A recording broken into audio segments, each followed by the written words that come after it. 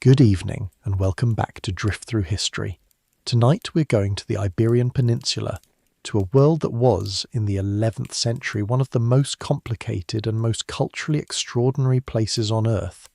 A world where 3 religions and 3 civilizations occupied the same landscape simultaneously,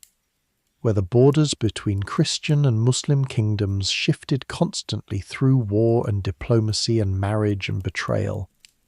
where a man could fight for a Christian king on Monday and a Muslim king by Thursday without any particular sense of contradiction, and where the greatest warrior of the age was eulogized after his death in both Arabic and Latin,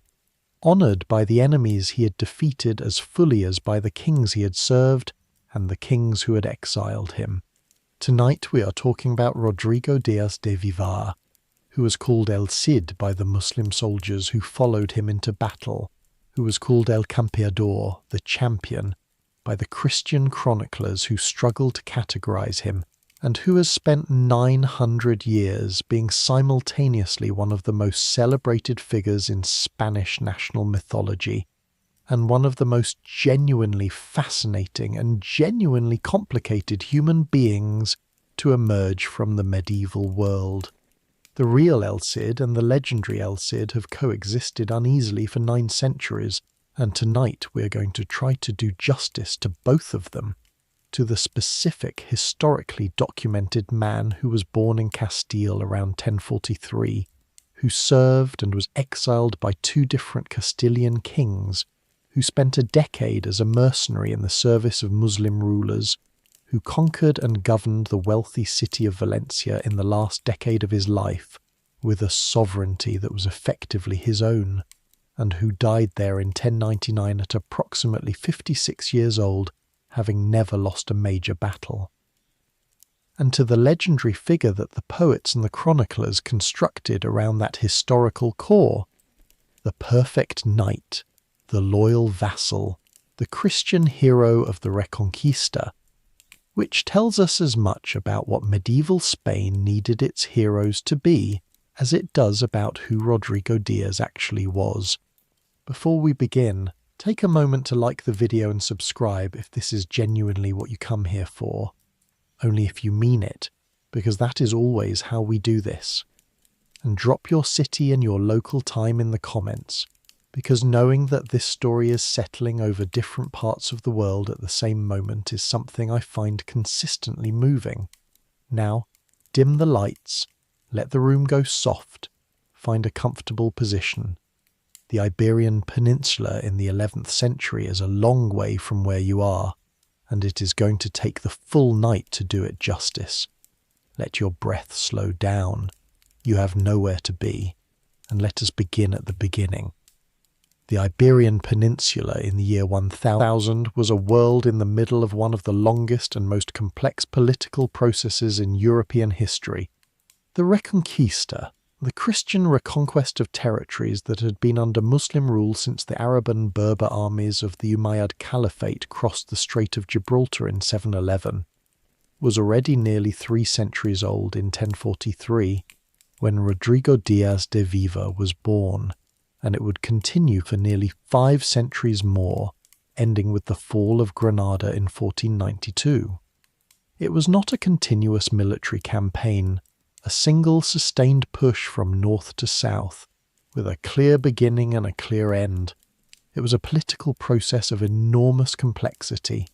interrupted by alliances between Christian and Muslim rulers, by Christian kingdoms fighting each other as enthusiastically as they fought Muslims, by periods of relative peace and cultural exchange that produced some of the most remarkable intellectual achievements of the medieval world, and by the periodic arrival of new waves of Islamic power from North Africa that temporarily reversed the Christians' slow southward advance. To understand this world, you need to understand what had happened in 711 and what had been built in its wake. The Umayyad conquest of the Iberian Peninsula had been one of the fastest and most complete military transformations in medieval history. The Visigothic kingdom that had ruled Iberia since the fall of Rome's Western Empire had been internally divided, its nobility quarrelling over succession, its peasantry resentful of their Visigothic overlords, its Jewish population subject to persecution that made many of them welcome the arriving armies as preferable to what they had. The Arab and Berber forces that crossed the Strait of Gibraltar under Tariq ibn Ziyad in 711. The name Gibraltar itself is a corruption of Jabal al-Tariq, the mountain of Tariq, conquered almost the entire peninsula in 7 years, a pace of conquest that had no parallel in the western Mediterranean of the period. What the conquerors built on the Iberian Peninsula over the following 3 centuries was, by the standards of the medieval world, extraordinary. Al-Andalus, the Arabic name for the Muslim-controlled territory of Iberia, was at its height under the Umayyad Caliphate of Córdoba, in the 10th century one of the most sophisticated and most prosperous civilizations in Europe. Córdoba, the caliphal capital, had a population of perhaps 100,000 or more, making it among the largest cities in Europe at a time when London was a small town and Paris was barely larger. Its libraries contained hundreds or thousands of manuscripts. Its scholars were translating and commenting on the works of Aristotle, Plato, Galen, and Euclid, at a time when most of this knowledge was unavailable in Latin Europe. Its architecture, the Great Mosque of Córdoba, the palace complex of Medina Azahara, represented an aesthetic achievement that had no equivalent in the Christian North. Its agriculture, sustained by sophisticated irrigation systems that Arab engineers had developed and extended from ancient Roman precedents, produced a diversity and abundance of crops that made the irrigated valleys of Al-Andalus among the most productive agricultural land in the medieval Mediterranean. But before we move northward to the Christian kingdoms, it is worth dwelling a little longer in Al-Andalus itself, because the sophistication of what was built there under the Umayyad Caliphate and its taifa successors is genuinely extraordinary and is the necessary context for understanding what the warriors of the Reconquista were fighting over and what the convivencia that El Cid embodied actually meant in practice. The intellectual life of Al-Andalus in the 9th and 10th centuries was, by any measure of historical comparison, one of the most remarkable concentrations of scholarly activity the medieval world produced. Scholars in Córdoba and Toledo and Seville were working simultaneously on mathematics, Arabic numerals, the concept of zero, and the foundations of algebra were all either developed in or transmitted through the Islamic world, on astronomy, on medicine, on philosophy, and above all on the great project of translating and commenting on the Greek philosophical and scientific tradition that the Islamic scholars had inherited through Syriac and Persian intermediaries, and that they were now making accessible again in forms that Latin Europe had largely lost access to since the fall of the Western Roman Empire. The works of Aristotle that would transform European intellectual life from the 12th century onward came to Latin Europe primarily through Arabic translations made in Al-Andalus, many of them subsequently translated into Latin in the great translation centres of Toledo after the Christian reconquest, a chain of transmission that means the scholastic philosophy of Aquinas and Albertus Magnus was built partly on the Arabic scholarship of Averroes, whose full name was Ibn Rushd, and who was born in Córdoba in 1126, the city where the caliphs had built their library of 400,000 volumes. The material culture of Al-Andalus was equally sophisticated. The agricultural revolution that the Arab settlers had brought to Iberia, the introduction of new crops including rice, sugar cane, cotton, citrus fruits, and various vegetables, combined with the construction and extension of irrigation systems that transformed dry Mediterranean landscapes into productive agricultural land, had raised the productivity of Iberian agriculture to levels that the Christian North, with its rain-fed farming and its rougher terrain, could not match. The cities of Al-Andalus, Córdoba, Toledo, Seville, Granada, Almeria, Valencia, were larger, wealthier, and more physically comfortable than their equivalents in the Christian north. Their palaces had running water. Their bathhouses, the hammam, were institutions of personal hygiene and social interaction that had no equivalent in the north. Their markets were stocked with goods from across the Mediterranean and beyond, the products of a commercial network that connected Iberia to North Africa, to the Levant, to Persia, and through Persian connections to India and Central Asia. The Jewish communities of Al-Andalus occupied a position that was, by the standards of medieval Europe, relatively privileged. The dhimmi status that Islamic law granted to Jews and Christians as protected peoples, who could practice their religion in exchange for payment of a specific tax and acceptance of various social restrictions, was not equality, and the restrictions it imposed were real and sometimes degrading. But it was better than the periodic massacres, the expulsions and the forced conversions that Jewish communities in Christian Europe experienced, and the Jewish intellectual and commercial life of Al-Andalus was correspondingly richer than anything available in the Christian north. Maimonides, Moses ben Maimon, born in Cordoba in 1138, is the most famous product of the Andalusian Jewish tradition, a philosopher and physician whose synthesis of Jewish religious thought with Aristotelian philosophy was one of the central intellectual achievements of the medieval period, and whose Guide for the Perplexed is still read by philosophers and theologians. He fled Cordoba when the Almohad conquest made the city unsafe for Jewish life, and the trajectory of his life, from the cultural richness of Andalusian convivencia to the relative safety of Muslim Egypt, tells you something about what the Almohad arrival meant for the intellectual world that had produced him. The Christian kingdoms in the north, Asturias, Navarre, Castile, Leon, Aragon, the various counties of what would eventually become Catalonia, occupied the mountainous terrain of the Cantabrian Range and the Pyrenees foothills, territories that the Muslim conquerors had never found worth the effort of thoroughly subduing. They were small, poor by comparison with the wealthy south, and militarily outmatched for most of the early period. Their survival was less a product of military effectiveness than of geographic advantage. The mountains were hard to campaign in. The terrain favoured defenders, and the strategic value of the cold and thinly populated north was not worth the investment that permanent conquest would have required from a caliphate whose energies were focused on the richer agricultural and commercial territories of the south and centre. The political situation began to shift in the 11th century, when the Umayyad Caliphate of Cordoba collapsed into the civil war known as the Fitna,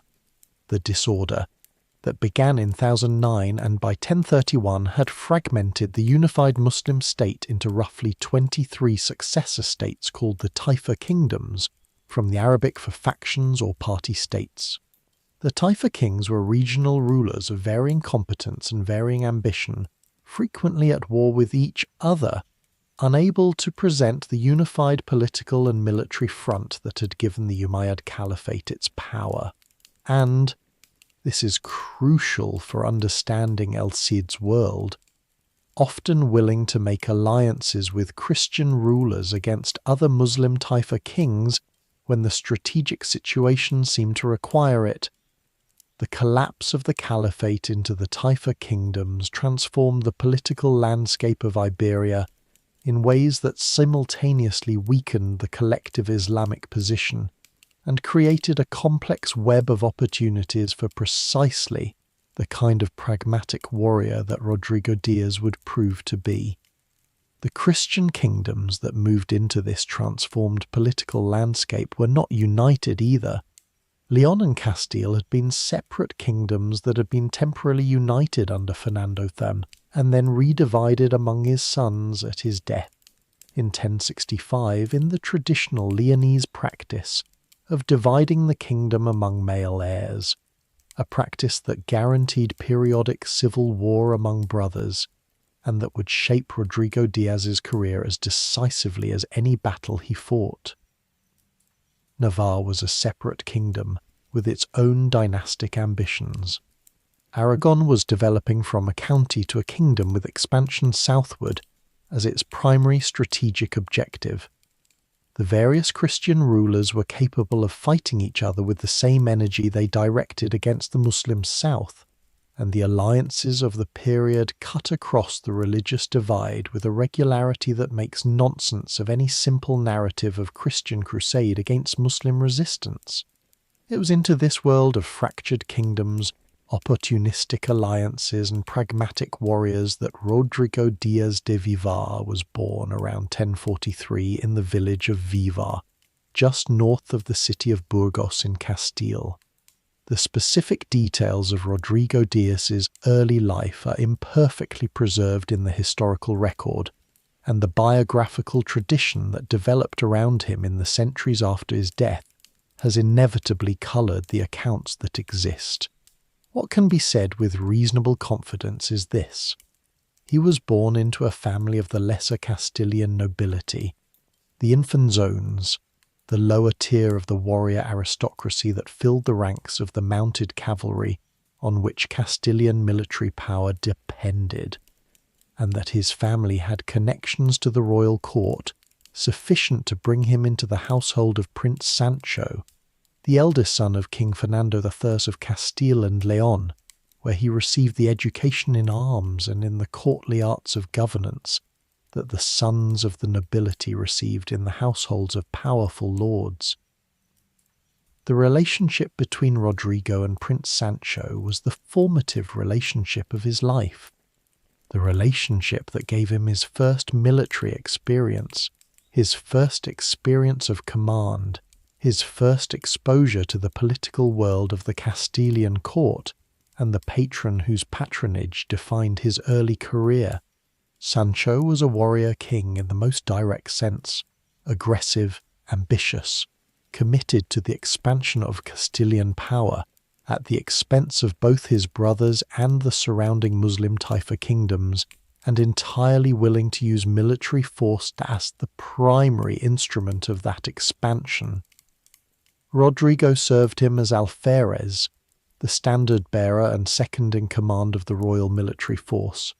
a position of genuine military responsibility that involved commanding the cavalry in battle and managing the organization of the host.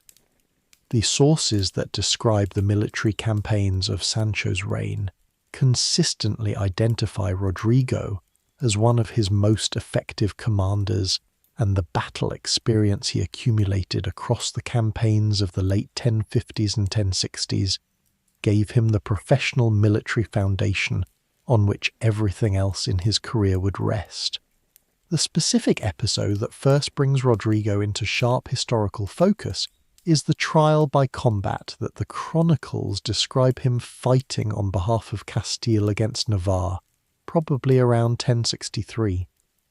The border dispute between Castile and Navarre over a specific territory, the precise territory varies slightly between accounts,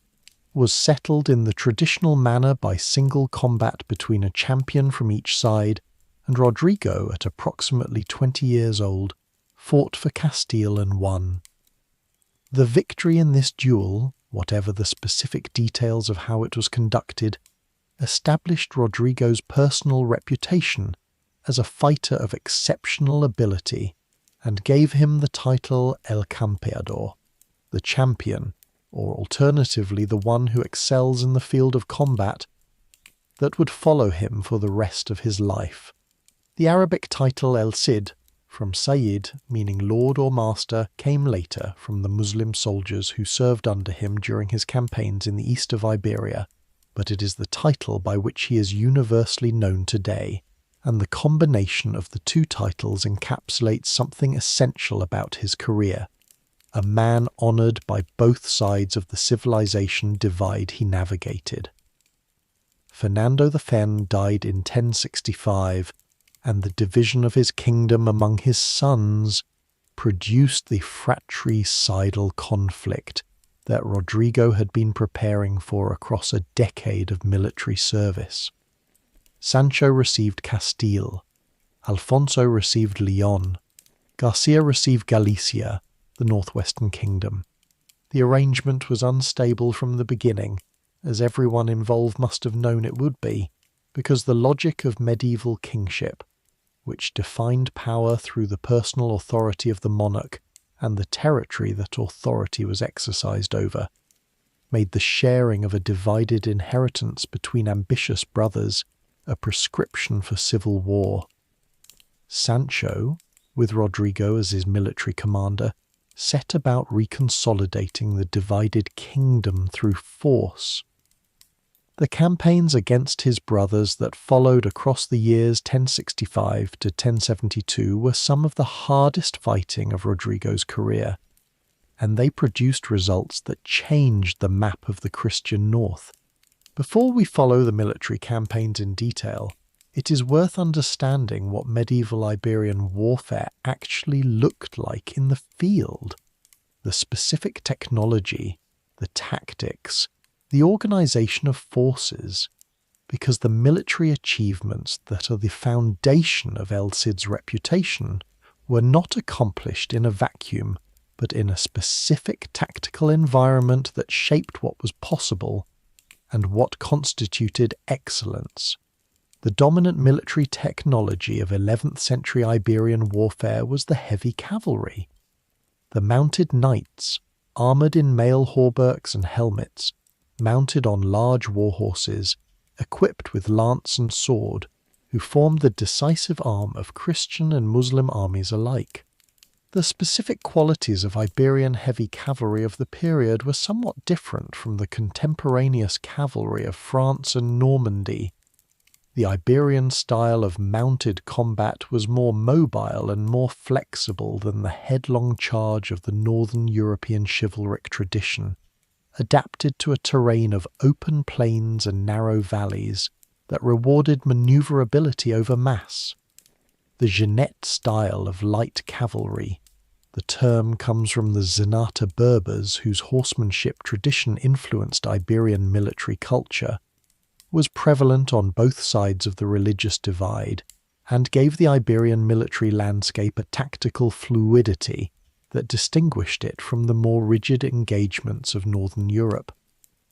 The mesni, the personal military household that a great lord maintained around himself, was the basic organisational unit of medieval Iberian military power. A mesni consisted of the knights who owed personal loyalty to a lord, who lived in or near his household, who trained together and campaigned together, and whose loyalty was maintained through the combination of pay, shared identity, and the personal bond to the lord that the medieval warrior culture made central to its self-understanding. Rodrigo's mesni, which followed him into exile and stayed with him through the campaigns in Zaragoza and Valencia, was not merely a hired military force, but a community of men whose professional and personal lives were bound to his, men who had fought alongside him for years, who trusted his tactical judgment with the specific confidence that shared experience generates, and who had staked their own futures on his success in ways that made their loyalty something more than contractual. The siege warfare that was essential to the conquest of the Iberian taifa kingdoms was a technology in its own right, and one that required capabilities beyond the cavalry charge that was the signature action of Iberian military culture. 11th century siege techniques drew on Roman engineering traditions that had been maintained and developed through the Byzantine and Islamic military traditions. The trebuchet and the mangonel for throwing projectiles, the siege tower for approaching walls at height, the mine for undermining foundations, the blockade for reducing a city through starvation, and the ability to conduct effective siege operations was a measure of military sophistication that went beyond the personal bravery of the individual knight. Rodrigo's siege of Valencia, which we will come to shortly, demonstrated that he had mastered this dimension of medieval warfare as completely as he had mastered the cavalry engagement. a combination of tactical capabilities that was less common than the one-dimensional specialists in either mounted combat or siege work. Rodrigo commanded Sancho's forces through the battles against Alfonso of Leon at Llantadere in 1068 and Golpejera in 1072, both of which Castile won decisively, and which resulted in the capture of Alfonso and his eventual exile to Toledo, where he took refuge at the court of Al-Mamun, the Muslim taifa ruler who was simultaneously a tribute-paying vassal of Sancho and a host for his enemy. The specific Battle of Golpejera demonstrates, in its tactical dimensions, the qualities that made Rodrigo so formidable as a military commander.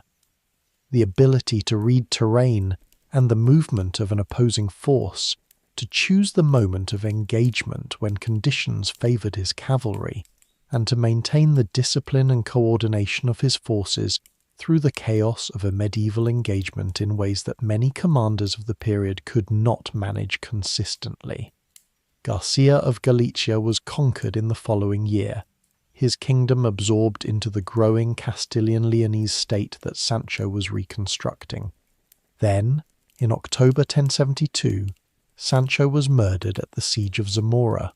a city held by his sister Urraca, who refused to surrender it to her brother's reunification project, killed in circumstances that the chronicles attribute to a knight named Bellido Dolfos, who lured the king away from his army under false pretenses. The murder ended the reunification project and returned Alfonso, recalled from his Toledan exile, to the throne of Leon and Castile combined. The man who had been Rodrigo's patron was dead, and the man who had twice been defeated and once been exiled by the military force that Rodrigo commanded was now king. The relationship between Rodrigo Díaz and King Alfonso VI of Castile and Leon is one of the most complex bilateral relationships in the medieval Iberian world, and it is central to everything that followed in Rodrigo's career. Alfonso was not, by any account, an incompetent ruler. He was energetic, politically intelligent, and would eventually earn the title Emperor of all Spain in recognition of his overlordship of most of the peninsula's Christian and Muslim rulers. But his relationship with Rodrigo was never easy, and the reasons for this complexity illuminate something important about both men. The problem was structural as much as personal, but the structural problem played out in specific episodes that the historical record preserves with enough detail to give the texture of the relationship its proper shape. Alfonso used Rodrigo in the early years of his reign for diplomatic purposes as well as military ones, and the specific mission that the sources document most fully gives a sense of both what the king valued in him and what made their relationship perpetually uncomfortable.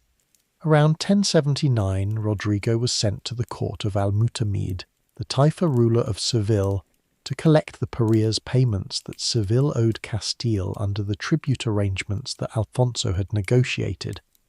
The mission was straightforward in concept: collect the tribute, establish the relationship with Al-Mutamid, return. But it was complicated by the political situation in the south, where the rival taifa of Granada and its allies were creating the conditions for exactly the kind of conflict that a Castilian diplomatic mission could not avoid becoming entangled in. While Rodrigo was in Seville, forces from the taifa of Granada, supported by a contingent from Castile, under the command of Garcia Ordóñez, one of the senior Castilian nobles who had become Rodrigo's most persistent enemy, at Alfonso's court, attacked Seville's territory. Rodrigo, as the Castilian representative in Seville, and as a professional military commander who was watching allies of his king's client state being attacked by what were nominally his king's own men, responded by attacking the Granadan Castilian raiding force and defeating it in the field, capturing Garcia Ordóñez himself in the process. It was, From a military and personal loyalty standpoint, the correct response. From a diplomatic and political standpoint, it was a disaster. Rodrigo had defeated and humiliated one of Alfonso's senior nobles, created a powerful and vindictive enemy at court, and put himself in a position where his success in the field could be, and was, interpreted by his enemies at court as evidence of dangerous independence. The Garcia Ordóñez episode illustrates with precision the specific trap that Rodrigo's situation at Alfonso's court represented. His military effectiveness was indistinguishable, from the perspective of his court enemies, from political unreliability. A man who would defeat Garcia Ordóñez in the field to protect Seville's interests, even if those interests were technically Castilian interests, even if his action was arguably correct, was a man capable of acting on his own judgment rather than explicit royal instruction. And in the court culture of 11th-century Castile, that capability was as dangerous to a man's position as outright disloyalty. The enemies he made at court were systematic in exploiting this perception, and the whispering campaigns they conducted against him, the suggestions to Alfonso that Rodrigo was keeping portions of the Prius payments for himself, that his independence was a threat to royal authority, that his ambitions were larger than his vassal status allowed, were the proximate cause of the first exile, even if the deeper causes were structural. The problem was structural as much as personal. Rodrigo had spent his entire career in service to the man who had twice defeated and exiled Alfonso, and the military effectiveness that made Rodrigo so valuable to the new king was inseparable from the career that had been built in opposition to him. Alfonso could use Rodrigo's talents, and in the early years of his reign he did, giving Rodrigo responsibility for important diplomatic missions and military commands, but he could not entirely trust them, and the court culture around Alfonso contained men who had served the Leonese cause and who had no particular affection for the most effective military instrument of the Castilian faction that had beaten them. The political environment of Alfonso's court was for Rodrigo one in which his abilities were too obvious to ignore, and his history was too complicated to forgive entirely. The personal dimension was also present, and part of the personal dimension was Rodrigo's reputation itself, a reputation so large and so specifically military that it created its own political problems. The court culture of Alfonso VI was a court culture of multiple competing military reputations, of nobles who had served the Leonese cause across the campaigns of the 1060s and 1070s, and who did not want the most celebrated warrior in the kingdom to be the man who had twice defeated their king on behalf of his brother. Political resentment has always found a way to express itself as principled objection, and the objections to Rodrigo that found Alfonso's ear were framed in the language of loyalty and legal propriety, not in the language of jealousy that was probably closer to their actual emotional origin. Rodrigo was not, by the accounts of those who served with him and against him, a man whose temperament made political navigation easy. He was proud of his military ability in ways that the sources consistently describe as confidence rather than arrogance, but that those around him sometimes experienced as the same thing. He was direct in expressing his views in ways that the more Byzantine culture of the royal court did not always welcome, and he had, in the marriage that Alfonso arranged for him to Jimena Diaz, a woman of the Asturian nobility, reportedly a niece or cousin of the king himself, both a connection to the new order and a reminder of his old one, since the marriage positioned him as a member of the royal family's extended network, while doing nothing to resolve the underlying tensions of his position at court. Rodrigo married Jimena around 1074, and the marriage was, by the evidence of the sources and the subsequent history of his career, a genuine partnership rather than a purely dynastic arrangement. Jimena appears in the documentary record not merely as a wife, but as an active participant in the management of their household and properties during the long periods of Rodrigo's absence, as a correspondent who maintained connections at court, and as a figure whose own political intelligence was an asset to a husband whose relationship with the king was perpetually in need of careful management. The later legendary tradition made her the central emotional figure of the poem of the Cid, the great medieval epic that is the foundational work of Spanish literature, portraying their separation at Rodrigo's first exile as one of the most emotionally charged scenes in medieval vernacular poetry.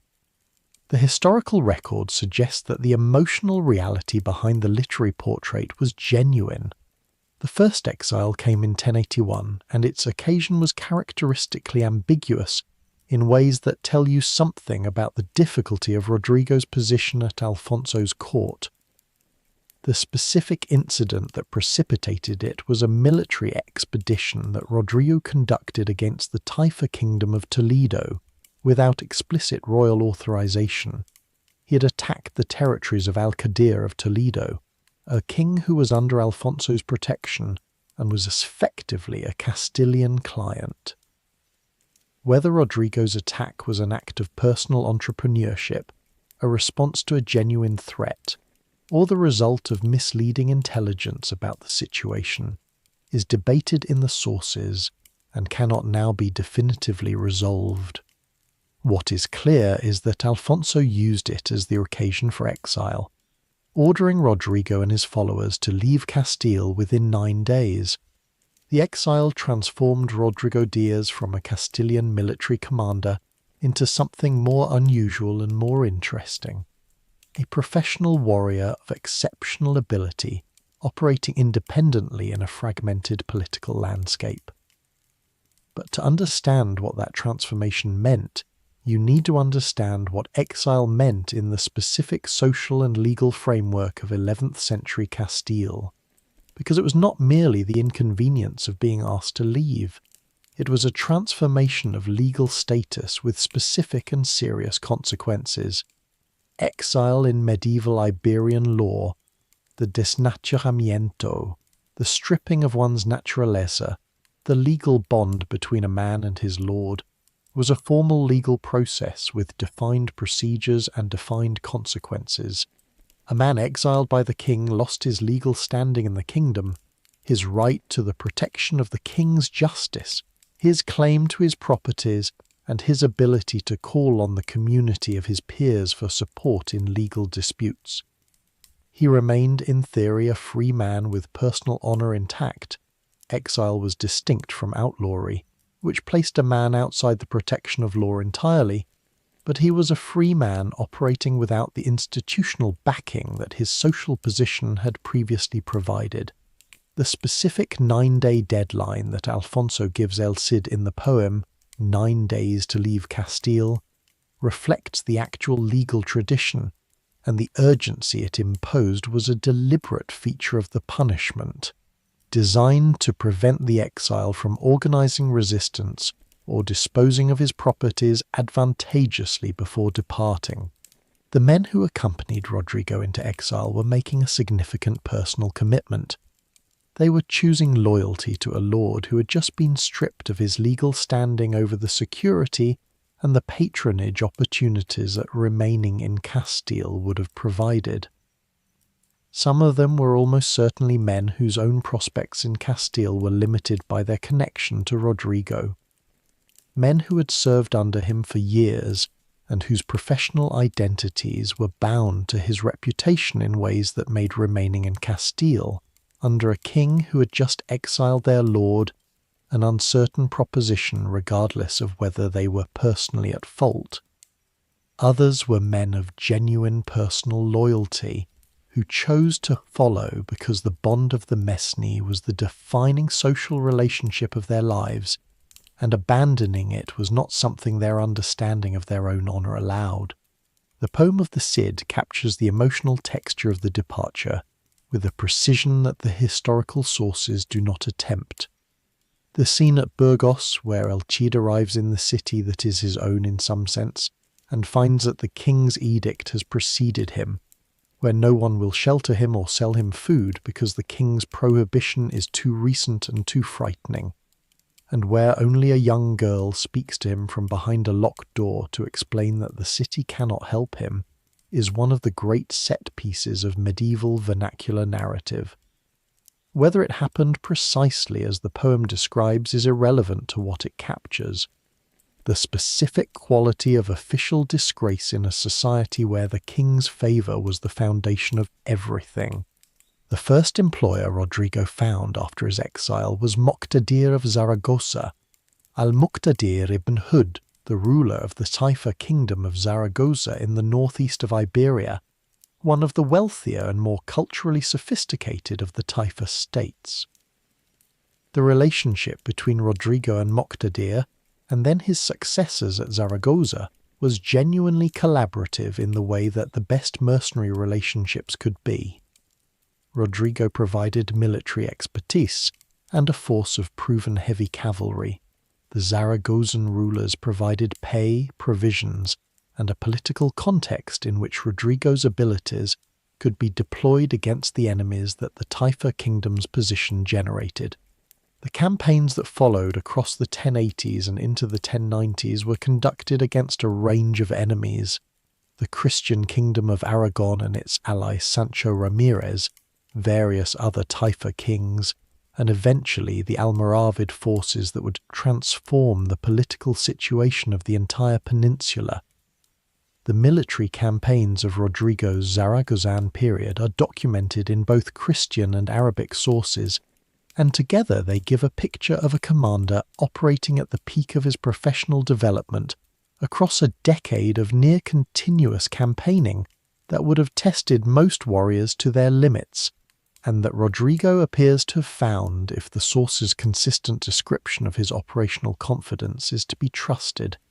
Congenial in the specific way that genuine talent is congenial to the conditions that allow it to express itself fully. The Zaragozan taifa kingdom that employed him was one of the most sophisticated of the post-caliphal successor states, occupying the Ebro Valley in the northeast of Iberia and maintaining a court culture that was genuinely impressive by the standards of the period. The Aljaferia Palace in Zaragoza, built by Moqtadir in the second half of the 11th century and still partially standing today as one of the finest examples of taifa period Islamic architecture, gives a physical sense of the cultural ambitions of the rulers Rodrigo served. The court that met in those decorated halls was a place of poetry and music and philosophical discourse, as well as military planning, and Rodrigo's decade of immersion in it gave him something beyond military experience, an education in the cultural world of Islamic Iberia that would serve him well in the governance of Valencia. The specific campaigns of the Zaragozan period extended across the entire northeast quadrant of the peninsula, with Rodrigo fighting against the Kingdom of Aragon under Sancho Ramirez, against various other taifa rulers who competed with Zaragoza for regional dominance, and against the county of Barcelona in engagements that brought him into conflict with Berenguer Ramon II, a ruler whose personal reputation was problematic enough that the Catalan chronicles of the period call him the fratricide, a reference to the murder of his twin brother and co-ruler that darkened his reign and gave his military defeats against Rodrigo an additional quality of ill fortune that contemporaries must have found difficult to ignore. The Battle of Taifa in 1090, in which Rodrigo captured Berenguer Ramon in person, along with a substantial portion of his army, was the climax of their conflict and produced one of the more dramatic episodes of the Iberian 11th century. The ruler of one of the most powerful Christian principalities in the northeast, a prisoner in the hands of a Castilian exile fighting in the service of a Muslim king, ransomed home with the humiliation of military defeat compounded by the indignity of the specific circumstances. The wealth that the Zaragozan years generated for Rodrigo was substantial and important for understanding the independence that he was able to exercise in the subsequent period. A mercenary commander of his quality received not merely salary but a share of the prizes, the booty from successful campaigns, the ransoms from captured enemies, the tribute payments that his military victories enabled his employers to extract from their neighbours. Across 10 years of successful campaigning in Zaragoza's service, Rodrigo accumulated sufficient resources to support his own mesny independently, to equip and pay his own force, and to operate without the financial dependency on any single employer that had previously been his situation. When he left Zaragozan service after Moqtadir's death and the succession of his sons divided the kingdom and reduced its military ambitions, he left as a man of independent means and independent military capacity, capable of choosing his next theatre of operations on his own terms. It was during this period, the years of the Zaragozan service, that Rodrigo acquired the Arabic title by which he is now universally known. The Muslim soldiers and commanders who served alongside him, who watched him in battle and in the management of a campaign, who experienced his combination of tactical intelligence and personal physical courage, addressed him as Sayyidi, my lord, which in the Spanish rendering became Mio Cid and eventually El Cid. The title was not an ironic or grudging acknowledgement. It was a genuine expression of respect from men who had extensive experience of military command, and who recognized in Rodrigo something that transcended the religious categories that might otherwise have separated them. He commanded Muslim soldiers, he negotiated with Muslim rulers, he operated within the political and commercial culture of the Muslim east of Iberia, with a facility that suggests something more than tactical opportunism, a genuine engagement with the world he was operating in and the people he was operating alongside. The question of Rodrigo's religious identity during the exile period is one that the legendary tradition has simplified in ways the historical record resists. The poem of the Cid and the later legendary literature portray him as a consistently devout Christian, whose campaigns were always ultimately in the service of the Christian cause, whatever tactical accommodations he made along the way. The historical record suggests something more complicated.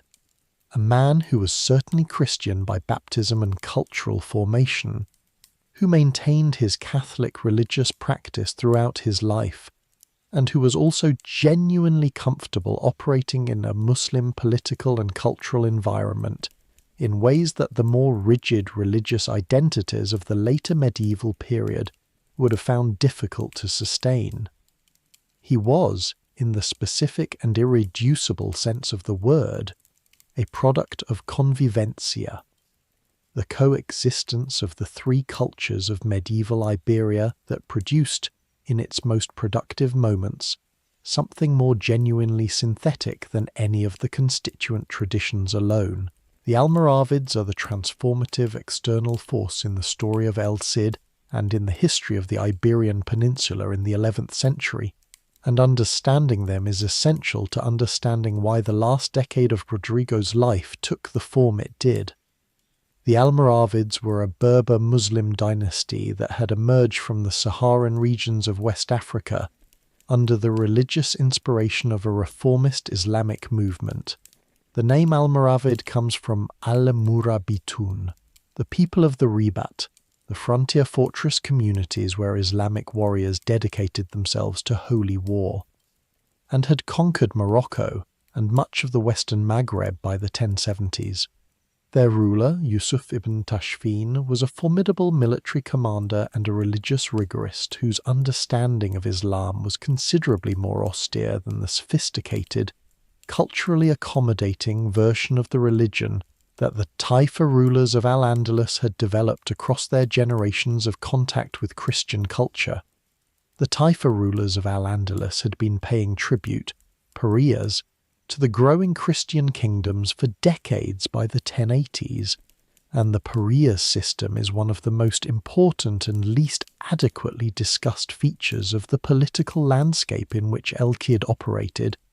because it was the economic mechanism through which the Christian kingdoms were financing their military expansion, and through which the taifa kingdoms were simultaneously weakening themselves and subsidizing the force that would eventually consume them. The Parias payments were not a new invention of the taifa period. They had precedents in earlier arrangements between Christian and Muslim rulers going back to the Umayyad Caliphate.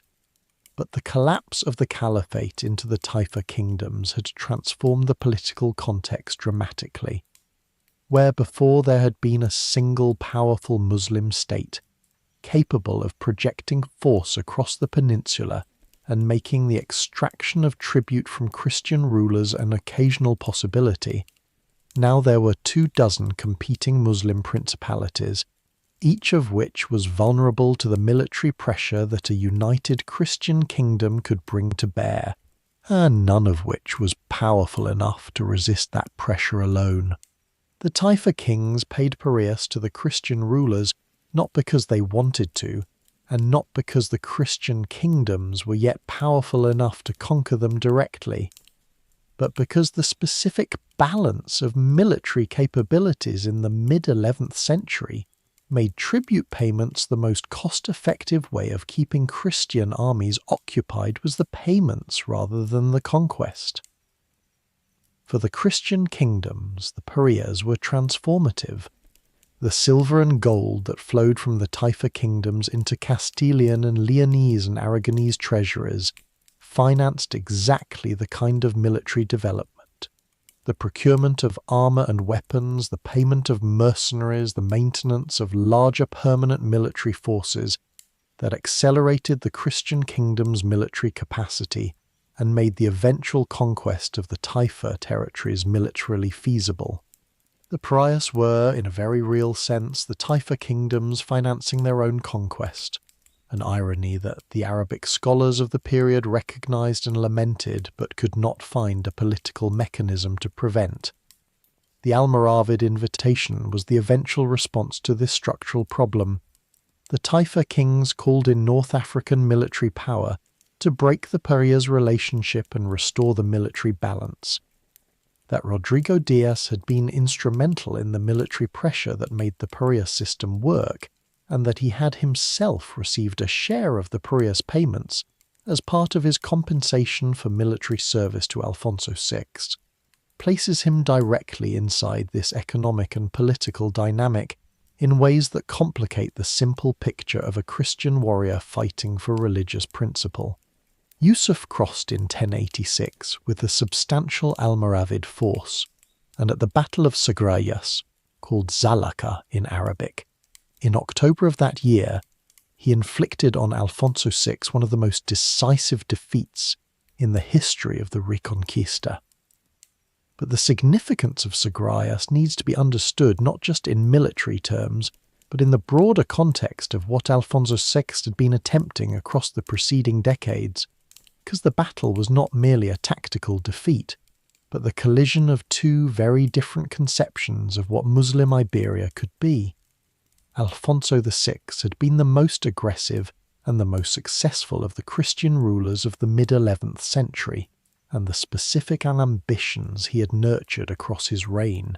give the Sagradas defeat its full tragic dimension. He had taken Toledo in 1085, the act that had precipitated the Almoravid invitation, and Toledo was not merely another taifa capital. It was the old Visigothic royal city, the seat of the Visigothic Church, the symbolic centre of the Christian North's claim to represent the legitimate successor state to the pre-conquest Iberian order. Alfonso had immediately assumed a new title upon taking Toledo, Imperator Totius Hispaniae, Emperor of all Hispania, a claimed overlordship over all the rulers of the peninsula, Christian and Muslim alike, that reflected an ambition of continent-wide political organisation that was more grandiose and more systematic than any previous Christian ruler of the north had attempted. The Toledo victory and the imperial title had fed a confidence in the 1085 to 1086 period that Zaragoza shattered. Alfonso's army at Zaragoza was the best military force the Christian kingdoms could assemble, supported by troops from the county of Castile, from Leon, from various allied Christian principalities, and probably supplemented by some Mossarab volunteers from the Toledan region. The Almoravid force that it met was larger, more disciplined, equipped with the military technology and the tactical doctrine that their Saharan campaigns had developed,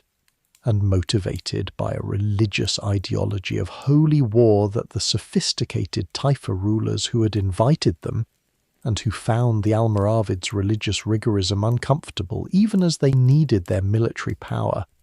had never been able to match. The battle lasted much of the day, with fierce fighting on both sides, before the Almoravid drums and the fresh Almoravid cavalry reserves that Yusuf committed in the afternoon broke the Christian force. Alfonso escaped with a small escort. Much of his army did not. Alfonso's army was shattered. Thousands of Christian soldiers were killed. The Almoravid victory was complete enough to reverse, at least temporarily, the momentum of the Christian advance, and to demonstrate that the military balance of the peninsula had been fundamentally altered by the arrival of a new power from North Africa.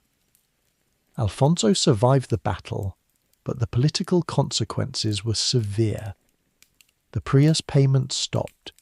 The southern taifa rulers gained a new confidence from the Almoravid presence, and the Christian advance that had seemed, after Toledo, to be approaching its culminating moment was thrown into an uncertainty that would last for decades. The aftermath of Zaragoza was the occasion for Rodrigo's temporary recall from exile. Alfonso, chastened by the defeat and needing the most effective military commander available, allowed Rodrigo to return to Castile, and for several years in the late 1080s the relationship between the two men was functional enough for joint campaigning. But the reconciliation did not hold. In 1089, Alfonso called a general assembly of his vassals and allies for a military expedition against the Almoravids, and Rodrigo, who was operating in the east of the peninsula, failed to arrive with his forces in time to participate. The reasons for the failure, whether it was a genuine logistical and tactical impossibility or a deliberate calculation on Rodrigo's part, are debated in the sources, but Alfonso used it as the occasion for a second exile, confiscating Rodrigo's properties and imprisoning his wife and children briefly before releasing them. The second exile was different from the first. Rodrigo was older, more experienced, more financially secure from his years of campaigning in Zaragoza's service, and operating in a political landscape that the Almoravid intervention had transformed. The Almoravids were not merely a new military power, they were a new political force that was beginning to absorb the taifa kingdoms into their own empire, deposing the taifa rulers whose invitation had brought them to Iberia and replacing them with Almoravid governors. The comfortable political landscape of the taifa period, in which a mercenary of Rodrigo's quality could find ready employment with one taifa ruler or another, was being replaced by a more consolidated political order that left less room for the independent operator. Rodrigo's response to this transformed landscape was the most audacious decision of his career. He would not find a new employer. He would carve out a domain of his own. The campaign that Rodrigo conducted in the eastern Iberian region known as the Levant, the area around the wealthy city of Valencia, which sat on the Mediterranean coast, surrounded by the richest agricultural land in Iberia, was one of the most methodical and most impressive military achievements of the 11th century. But before we follow the campaign itself, it is worth dwelling on Valencia as a place, on what the city was and what it meant to the people who lived in it, and the rulers who coveted it. because the conquest only makes full sense against the backdrop of what was being contested. Valencia, in the late 11th century, was a city of considerable size and considerable wealth, whose prosperity derived from a combination of factors that the Islamic Mediterranean had assembled with particular success in the Levantine coast. The huerta, the irrigated agricultural hinterland that surrounded the city, was one of the most productive pieces of land in the western Mediterranean. Its elaborate water distribution system dividing the flow of the Turia River among thousands of small plots, with an engineering precision and a legal sophistication that the Islamic tradition had developed across centuries of water management in dry climates. The specific institution of the Tribunal de las Aguas, the water tribunal, which adjudicated disputes about water rights among the irrigators, is still functioning today in Valencia, an 8-person court that meets weekly at the door of the cathedral, making it one of the oldest continuously functioning democratic institutions in the world, a direct institutional descendant of the water management system that the Arab settlers of Valencia had established more than 1,000 years ago. The crops that the huerta produced were among the most diverse and most valuable in Iberia. Rice in the flooded paddies near the coast, citrus fruits in the groves around the city, silkworms in the mulberry plantations that sustained the silk industry that was Valencia's primary luxury commodity, vegetables and wheat and barley in the fields beyond. The commercial economy that the agricultural surplus sustained connected Valencia to the Mediterranean trade through the city's port at the coast, and the goods that moved through that port, silk and agricultural produce outbound, manufactured goods and exotic commodities inbound, made the city's merchant class one of the wealthiest in the region. The population that lived in this wealthy city was organized in the specific social structure of a taifa period Muslim city, the Muslim majority occupying the Medina and its neighborhoods, the Jewish community in its Mela or Juderia with its synagogues and its commercial networks, the small Christian minority, Mozarabs, Arabic-speaking Christians who had maintained their faith under Muslim rule, in their own quarter. The physical city was organized around the great mosque that occupied the center, the souk, the market that surrounded it, the residential neighborhoods that spread outward from the commercial core, and the walls that enclosed the whole within a defensive perimeter that the various rulers of the city had maintained and extended over the centuries. Valencia was at this point ruled by Al-Qadir, the same king whose territories Rodrigo had raided in 1081 and whose subsequent submission to Alfonso had been one of the events leading to Rodrigo's first exile. By 1092, Valencia was in turmoil. Al-Qadir was murdered in a conspiracy organized by the city's Qadi, or religious judge, Ibn Jahaf, who then opened the city to the Almoravids. The Almoravid garrison that entered Valencia represented exactly the kind of consolidation of North African power on the Mediterranean coast that was threatening to close off the eastern Iberian region to the kind of independent operation that Rodrigo had been conducting. Rodrigo moved with the characteristic combination of speed and patience that his campaigns consistently displayed, but the specific military challenge that the Almoravid presence represented in Valencia requires some elaboration, because the Almoravid army was not a taifa force of the kind that Rodrigo had been defeating for a decade. It was something qualitatively different, and the fact that he defeated it needs to be understood against the background of what it was. The Almoravid military system was built around the desert fighting traditions of the Saharan Berber peoples from whom the dynasty had emerged, a tradition of mobile, disciplined cavalry fighting with a tactical sophistication that the taifa armies of Al-Andalus had not possessed, and that had been demonstrated at Zaragoza with devastating effect. The Almoravid cavalry, the Black Guard, the elite units of African warriors who formed the core of Yusuf's personal army, fought with a discipline and a coordination that reflected years of successful desert warfare, and that the taifa armies, for all their individual bravery, had been unable to match. They were, by any fair assessment, one of the most formidable military forces in the Mediterranean world of the late 11th century. The Almoravid forces also used war drums, the atambor, the great kettle drums that the Almoravid cavalry carried into battle, and that produced a sound that contemporaries described as both terrifying and disorienting for armies that had not encountered it before. The psychological dimension of this was significant. An army that cannot hear its own commander's signals because the enemy's drums are overwhelming.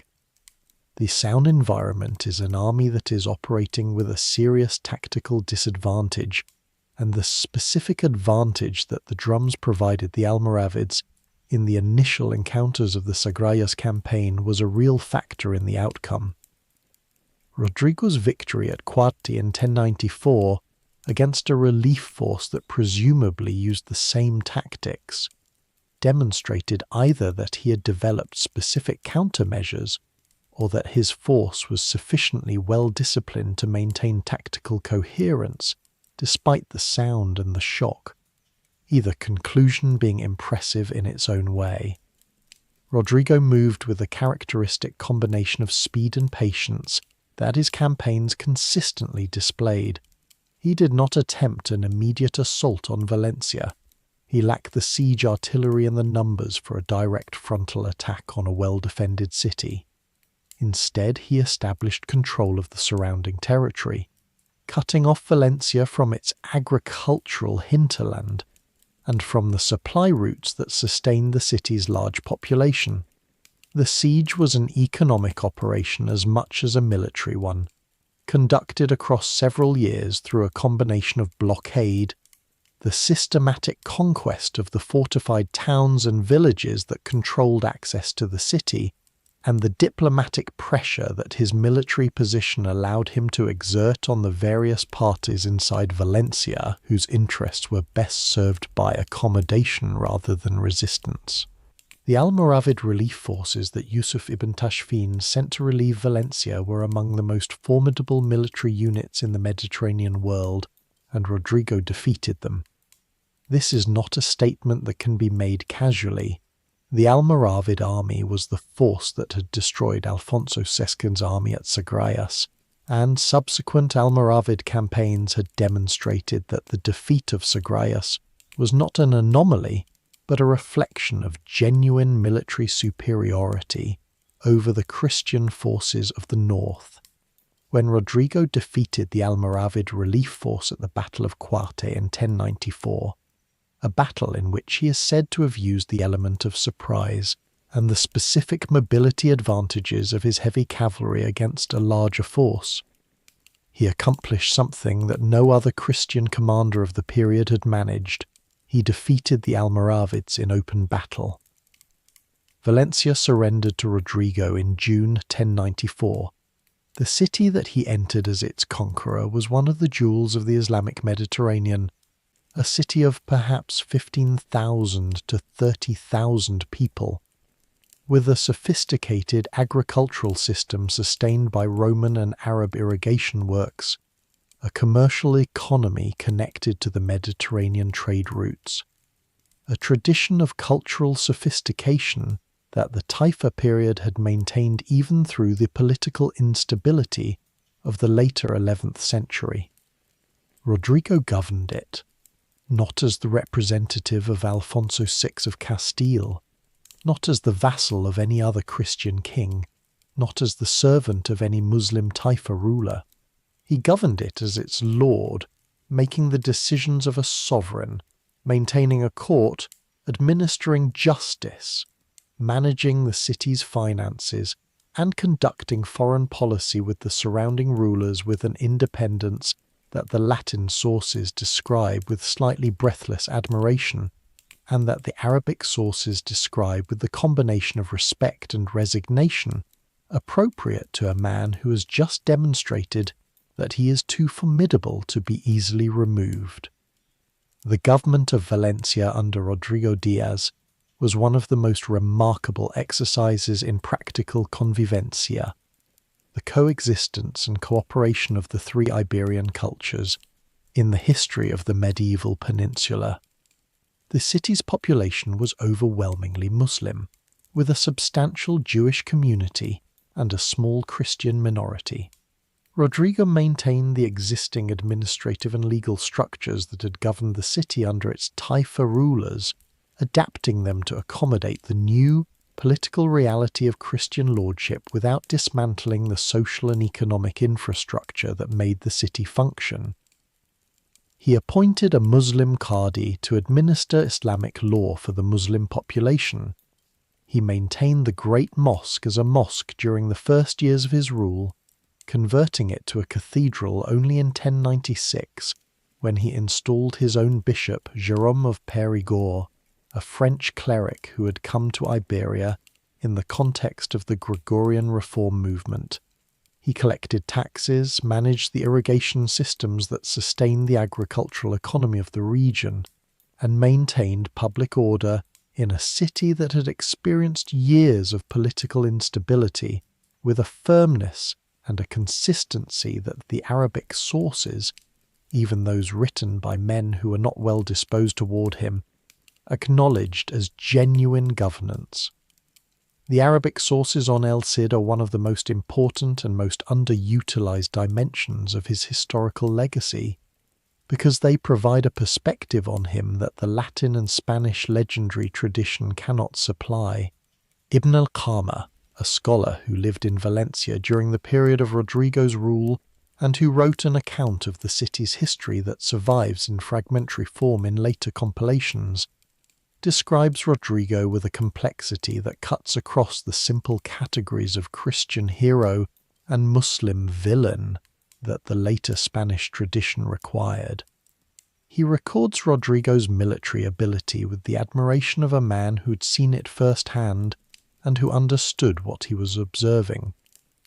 He records his governance of Valencia with a grudging acknowledgement that the city under Rodrigo was, in some practical respects, better governed than it had been under the last years of the Taifa kings, and he records his cruelties, the punishment of Ibn Jahaf, the Qadi who had murdered al-Qadir and then opened the city to the Almoravids, who was executed in 1095 in a manner that the sources describe with horror, with the directness of a man who is recording what happened without trying to justify it. The punishment of Ibn Jahaf was the darkest episode of Rodrigo's rule of Valencia, and it deserves acknowledgement rather than glossing over. Ibn Jahaf had conspired with the Almoravids and had reportedly attempted to organize a further revolt inside the city against Rodrigo's rule. His execution, burned alive according to the sources, was conducted as a public spectacle in a manner that was intended to communicate the consequences of rebellion to the city's population in terms that would not require repetition. It was an act of political violence of a kind that the medieval world recognizes legitimate in the specific context of punishing treason, and it was an act that sits uncomfortably alongside the image of the tolerant multicultural ruler that the more celebratory accounts of Rodrigo's Valencia tend to project. He was both things simultaneously, a ruler who maintained the structures of Islamic civil life for his Muslim subjects, and a man who could burn a political enemy alive when the strategic situation seemed to require a demonstration of the costs of opposition.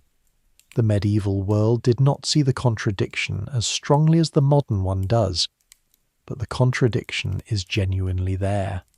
Jimena had come to Valencia by 1096, joining her husband in the city he had conquered, and the household that the two of them maintained there in the last years of Rodrigo's life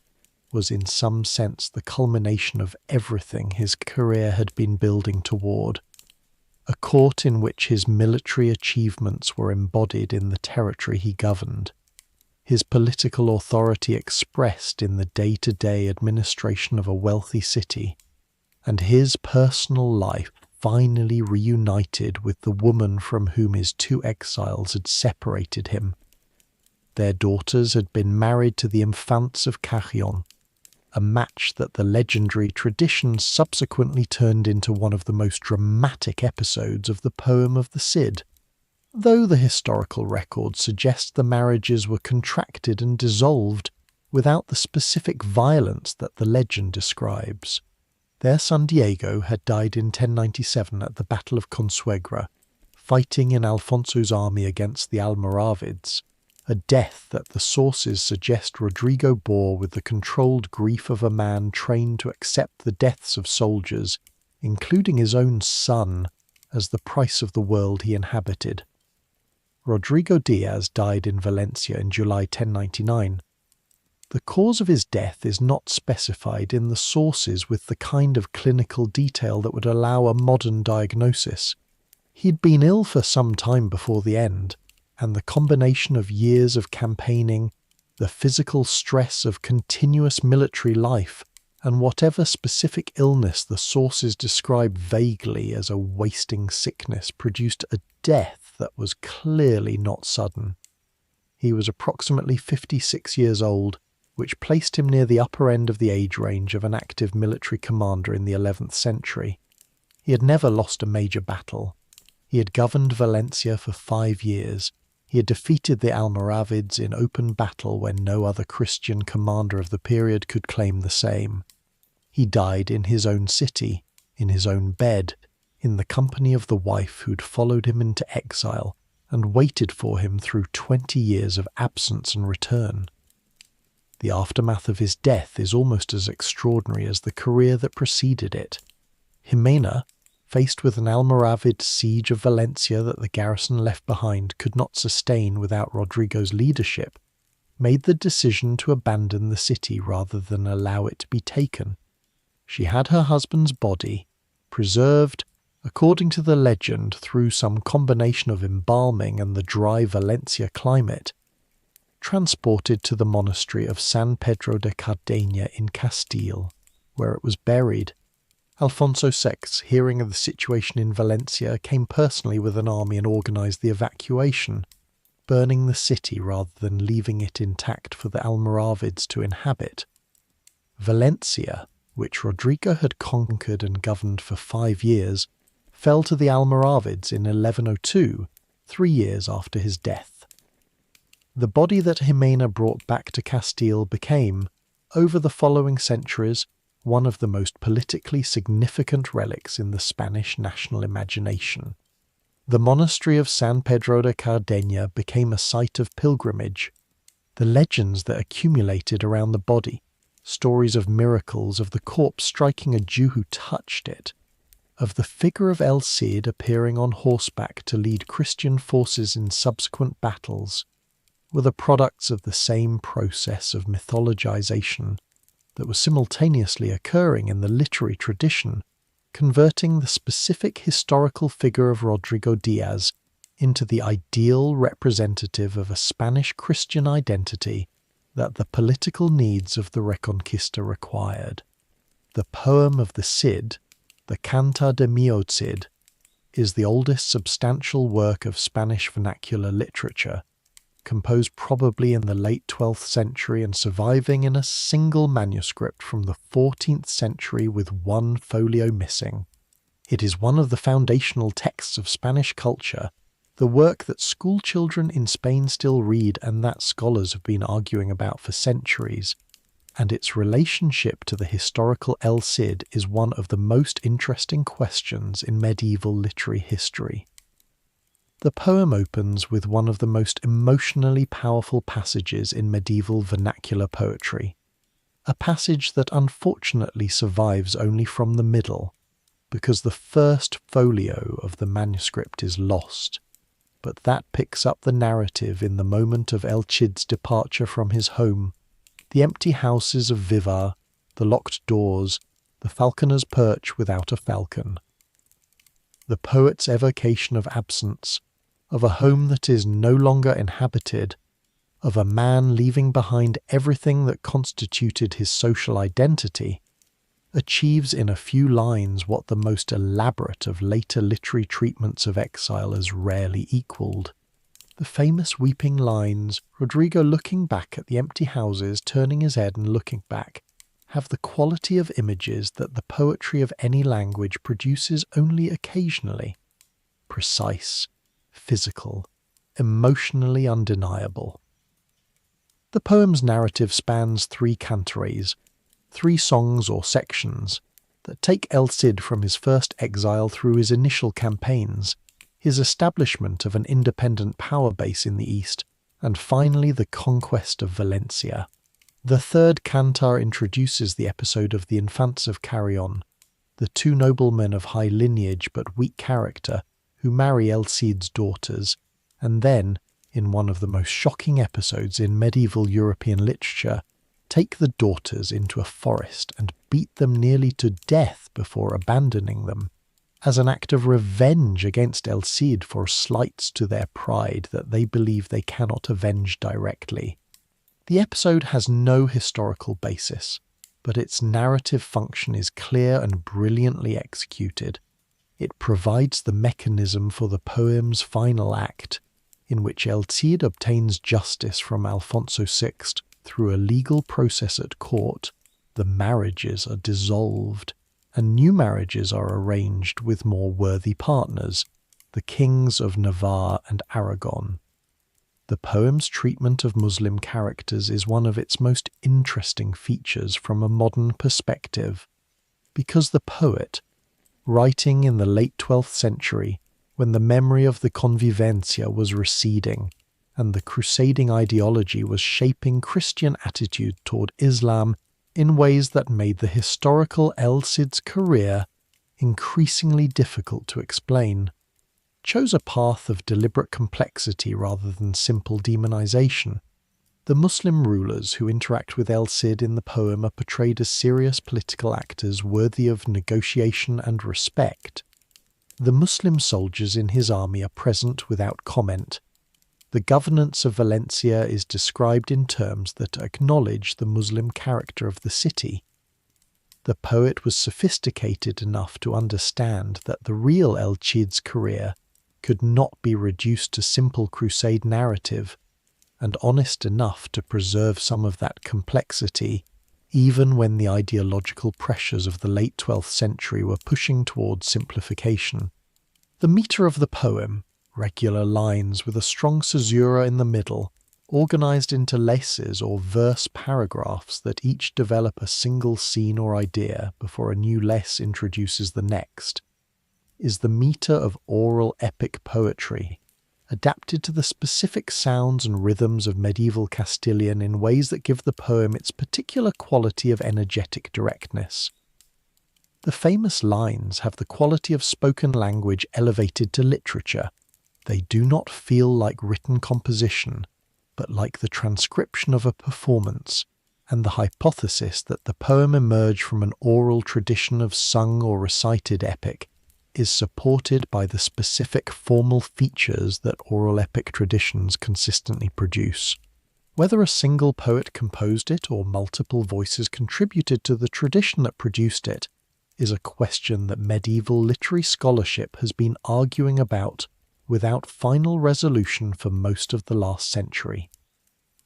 It is one of the foundational texts of Spanish culture, the work that school children in Spain still read and that scholars have been arguing about for centuries, and its relationship to the historical El Cid is one of the most interesting questions in medieval literary history. The poem tells the story of El Cid's 2 exiles and his campaigns, culminating in the conquest of Valencia, but it tells the story with the specific emphasis and the specific omissions that the literary and political needs of the late 12th century required. The Rodrigo of the poem is unswervingly loyal to Alfonso VI. His exiles are unjust, but he accepts them with the patience of the perfect vassal, never questioning the king's authority, even when the king is clearly wrong. He is devout to the point of near sanctity. His campaigns are always, at some level, in the service of the Christian cause. The Muslim dimension of his career, his years of service to the Muslim taifa rulers of Zaragoza, the Muslim soldiers who fought in his army, the Muslim administrators who helped him govern Valencia, is present in the poem as a kind of background reality that the narrative acknowledges without dwelling on, because dwelling on it would complicate the idealized portrait the poem requires. The poem's El Cid is also a man whose honor is the central theme of his existence, whose exile is an injustice against his honor, whose campaigns are the restoration of his honor,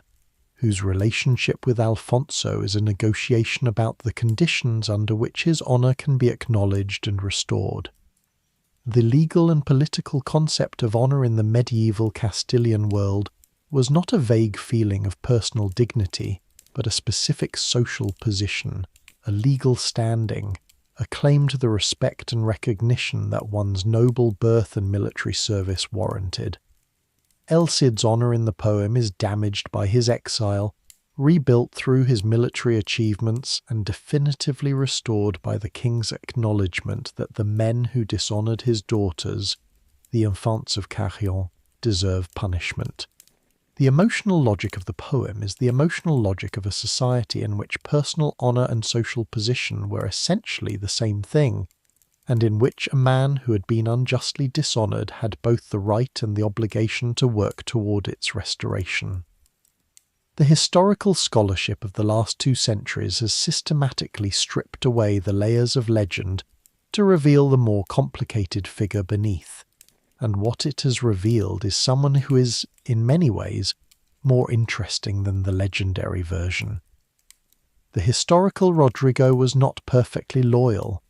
He operated as an independent agent for most of the last 20 years of his life,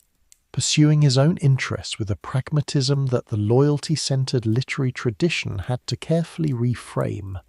He was not consistently fighting for the Christian cause. His years in Zaragoza's service were years of fighting primarily against Christian rulers, including the King of Aragon and the Count of Barcelona. He was not a simple man of action without political intelligence. The government of Valencia required exactly the kind of complex political intelligence that the warrior-hero tradition consistently undervalues. He was more human and more interesting than the legend, and the legend, precisely because it was built on a real foundation of genuine military achievement, is more credible than most medieval hero myths. The 11th century Iberia that produced Rodrigo Díaz was a world of extraordinary cultural complexity, and that complexity is the most important fact about his career. The convivencia, the coexistence, that characterized the best periods of medieval Iberian history was not a liberal tolerance in the modern sense. It was a pragmatic accommodation between communities that had to live alongside each other in conditions that made strict separation impractical, and it was marked by genuine tensions and genuine violences, alongside the genuine intellectual and cultural exchange that has given it its most remembered reputation. Christians, Muslims, and Jews lived in the same cities, conducted commerce together, sometimes studied the same texts, and also periodically killed each other in pogroms, frontier raids, and the systematic violence of military conquest. The same civilization that produced Maimonides and Averroes and the great translations of Aristotle that transmitted Greek philosophy to Latin Europe also produced the massacres of Jewish communities that accompanied certain episodes of the Reconquista, and the forced conversions that both Christian and Muslim rulers periodically imposed on conquered populations. El Cid was a product of this world's specific complexity. He was a Christian nobleman who fought for Muslim kings. He was a Castilian warrior who governed a Muslim city. He was a man whose military reputation was built as much on the Arabic Sayyidi of his Muslim soldiers as on the Latin Campeador of his Christian contemporaries. He was, in the most literal possible sense, a figure who belonged to both sides of the civilization divide that his era was drawing ever more sharply, and his career demonstrates with unusual clarity both the possibilities and the limits of what that belonging could mean in practice. The Almoravids, who took Valencia in 1102, would hold it until 1238,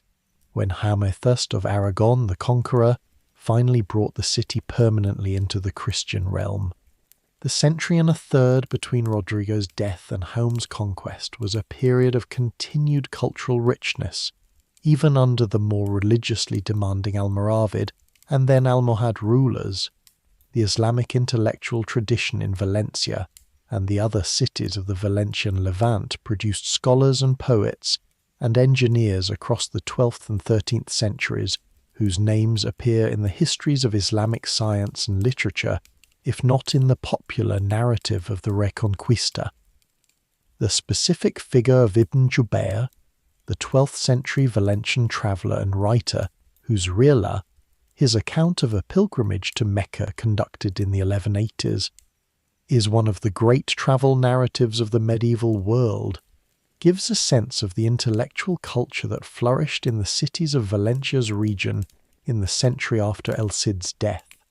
His precise, curious, carefully observed account of the Mediterranean world that he travelled through, the harbours and cities of Sicily and the Levant, the holy sites of Arabia, the diverse peoples and customs he encountered, is the work of a man formed in a tradition of intellectual curiosity and careful observation that the convivencia had cultivated and that the Almohad rigorism had not yet entirely suppressed. It is, like the great Mosque of Córdoba and the Water Tribunal of Valencia, and the poetry of Al-Andalus that the anthology compilers preserved, a product of the civilization that El Cid navigated and that the Reconquista eventually consumed. The century and a third of Muslim rule that followed Rodrigo's death was not a simple return to the pre-Rodrigo status quo. The political landscape of the peninsula continued to shift through the 12th and 13th centuries in ways that the Almoravid consolidation had temporarily stabilized but could not permanently prevent. The Almoravids themselves were eventually displaced by a second wave of North African power, the Almohads, whose even more rigorous religious reformism produced a new configuration of Muslim Iberia in the mid-12th century, and the Christian kingdoms continued their slow southward expansion, punctuated by setbacks and accelerated by military victories, until the decisive Battle of Las Navas de Tolosa in 1212, at which the combined forces of Castile, Aragon, Navarre, and Portugal broke the Almohad power in Iberia and opened the way for the rapid Christian reconquest of most of the peninsula across the following half-century. The Reconquista's completion, the fall of Granada in 1492, the same year that Columbus sailed for the Americas, was in one sense the conclusion of the process that El Cid's career had been part of, the final resolution of the 8th century contest between Christian and Muslim political power in Iberia. But the specific circumstances of 1492 and its aftermath deserve more attention than the triumphalist narrative of Christian reconquest typically allows, because what happened in that year and in the years following it was a transformation of Iberian civilization that destroyed as much as it achieved. Granada, the last Muslim kingdom in Iberia, had survived as long as it did through a combination of the specific geography of its mountain stronghold, the diplomatic skill of its Nasrid rulers in playing the competing interests of Castile and Aragon against each other, and occasionally finding accommodations with the Marinid rulers of Morocco, and the sheer difficulty of conquering a mountainous territory against determined defenders. The final campaign against Granada, conducted across the 1480s by Fernando and Isabel, the monarchs whose marriage in 1469 had united Castile and Aragon, and whose combined resources made the final conquest militarily possible, was the most sustained military effort in the history of the Reconquista, an 11-year campaign that consumed enormous resources and produced the capitulations of Granada, the treaty by which Muhammad then surrendered the city in January 1492, with explicit guarantees for the religious and cultural rights of the Muslim population that remained. The guarantees were honoured for approximately a decade before the pressures of the Catholic reform movement, the Inquisition, and the hardening religious ideology of the post-Reconquista Spanish monarchy produced the conditions under which they were systematically violated, leading to the forced conversions of 1502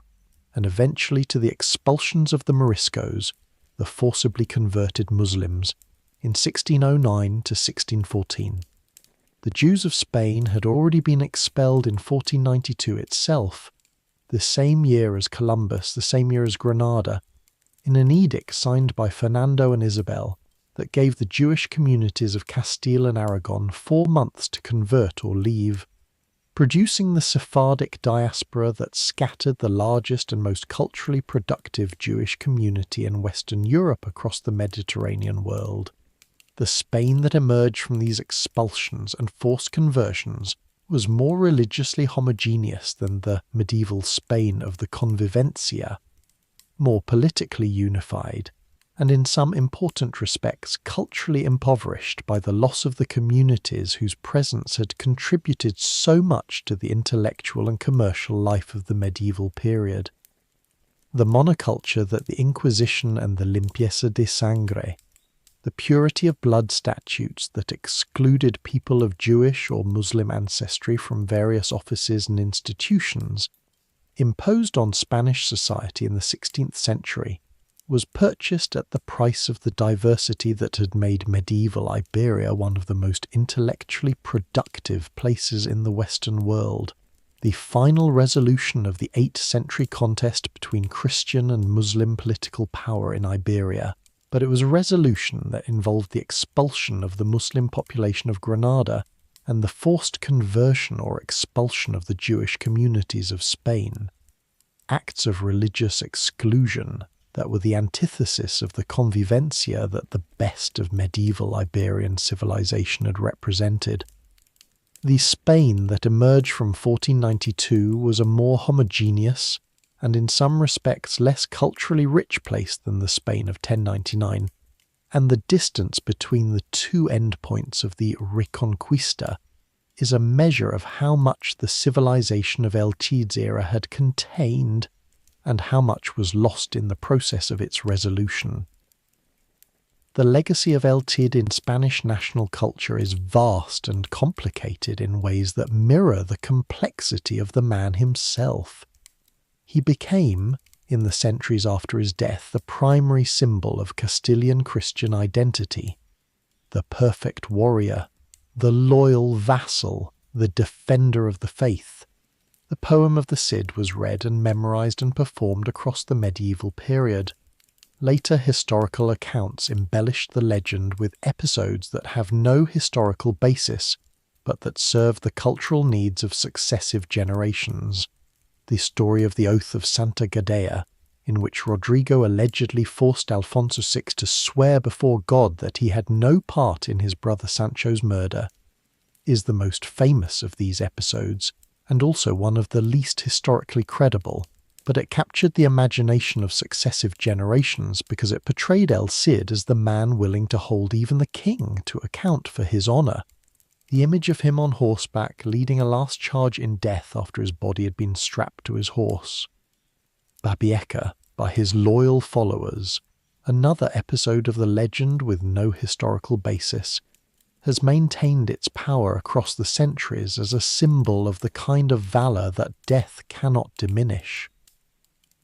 The 19th century made El Cid into a national symbol in the full modern sense, a Spanish romanticism discovered in the medieval Castilian warrior, a figure who could serve as the founding hero of a Spanish national identity that was struggling to define itself in the context of Napoleonic invasion, liberal revolution, and colonial collapse.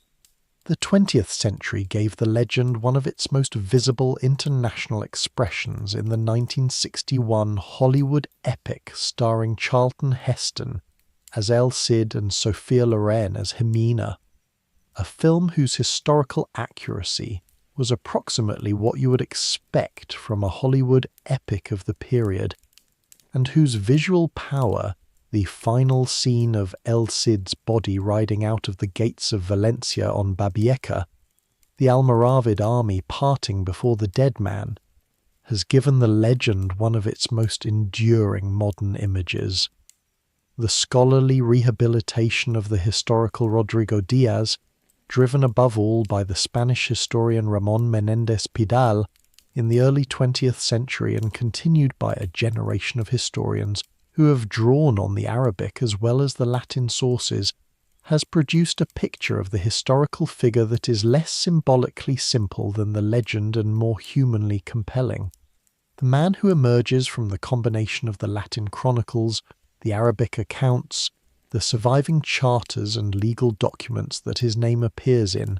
and the careful archaeological and historical work on the Valencia he governed, is a figure of genuine complexity. Brave and cruel, loyal and pragmatic,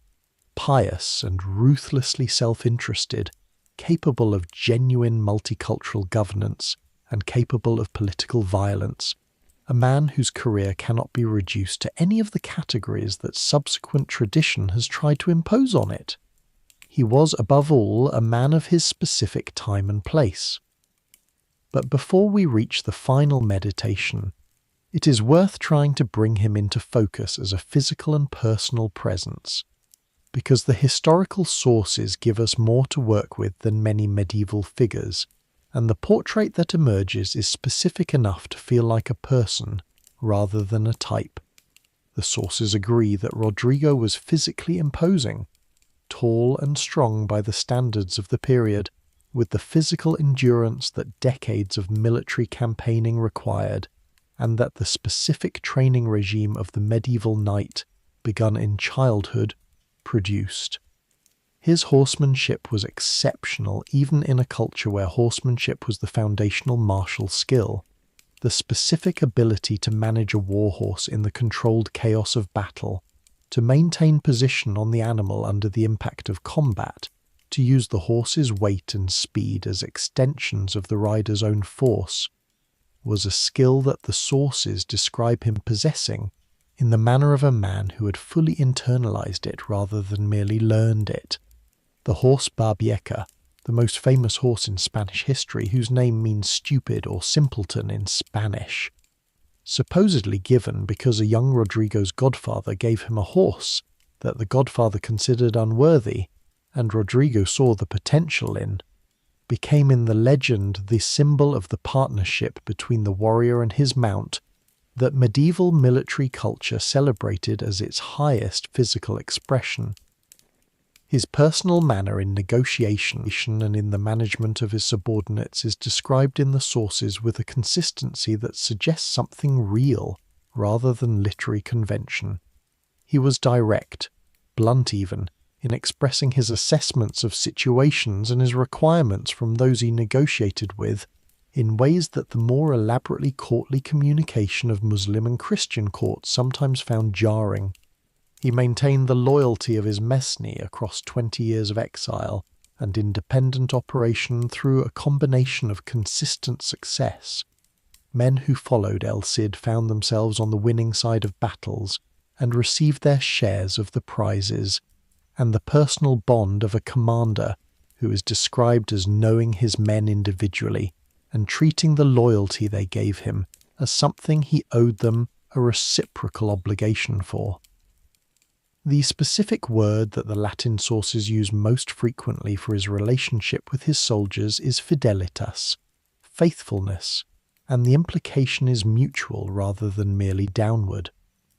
His intelligence was not the intelligence of the court philosopher or the literary scholar. It was the specific, rapid, comprehensive intelligence that successful military command requires, the ability to process information about terrain and enemy disposition and weather and the condition of his own force simultaneously, to make decisions under pressure with insufficient information, and to inspire in others the confidence that the decisions being made were the right ones. The Arabic sources that describe him most fully, Ibn al-Qama above all, use the word for military intelligence, dhaka al-harb, the sharpness of war, in ways that suggest they understood his excellence to be specific and technical rather than general, the excellence of a man who had found the perfect medium for the expression of his particular kind of intelligence, and had operated in that medium for 40 years. He was, above all, a man of his specific time and place. The 11th century Iberian Peninsula in its most fluid and most complicated period, when the collapse of the caliphate and the fragmentation of political authority had created a world in which the boundaries between the communities and the kingdoms were more permeable than they would ever be again, in which a man of sufficient ability and sufficient nerve could navigate the divide between Christian and Muslim not merely as a tactical convenience, but as the central fact of his professional existence. That world would not survive the 12th century. The hardening of religious boundaries that the crusading movement represented in the East and the reform movement of the Church represented in the West would progressively close the space in which an El Cid could operate, in which a Christian warrior could serve a Muslim king without scandal, in which a Muslim city could be governed by a Christian lord who maintained its Islamic institutions, in which the pragmatic intelligence of the warrior could override the categorical demands of religious identity. The world that El Cid occupied was a world that was already ending in his lifetime, closed by the very forces, the Almoravid consolidation, the increasing rigidity of the Reconquista's religious ideology that his career had helped to resist and to navigate. Before we arrive at the monuments that mark the end of the story, it is worth trying to imagine what the Valencia that Rodrigo governed actually looked like as a physical space. Because the city he entered in 1094 was a place of considerable physical beauty, and the specific environment in which he spent the last 5 years of his life was unlike anything the Castilian highlands where he had grown up could have prepared him for. The Medina of 11th century Valencia was organized around the Great Mosque, the Al-Jama, the Friday mosque where the Muslim population gathered for communal prayer, which occupied a commanding central position in the city and which Rodrigo converted to a cathedral in 1096 when he installed his bishop, Jérôme of Périgord.